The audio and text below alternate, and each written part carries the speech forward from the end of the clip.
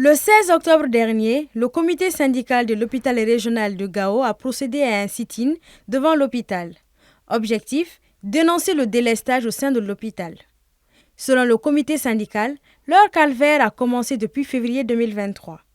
Les coupures d'électricité peuvent durer de 4 à 16 heures de temps au sein de l'hôpital. À partir de midi, plus d'électricité à l'hôpital, ce qui handicape le travail du corps médical. Une semaine après le sit-in, la situation ne s'est guère améliorée. Elle s'est même empirée selon le chef du service d'urgence de l'hôpital. On sait qu'ici au Mali, tous les grands hôpitaux ont une ligne qui doit quitter l'énergie pour l'hôpital. Mais tel n'est pas le cas ici à Gao.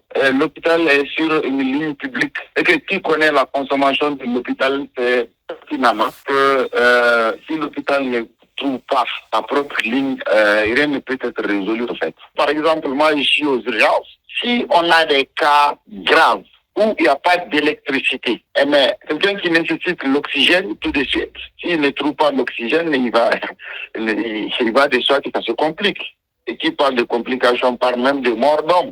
Et il y a la pédiatrie, le service de néonatologie vers la gynéco-obstétrique. Ça s'aggrave et vraiment il y a des cas même de décès. Le corps médical a envisagé une marche pacifique ou un arrêt de travail dans les prochains jours si la situation ne s'améliorait pas.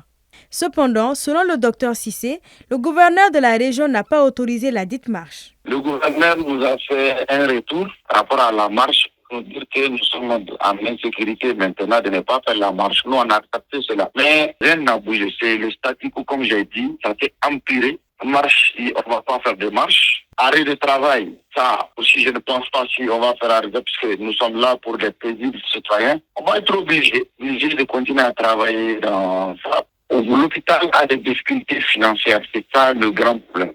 L'hôpital dispose de groupes électrogènes, mais fait face à des difficultés pour son alimentation avec du carburant.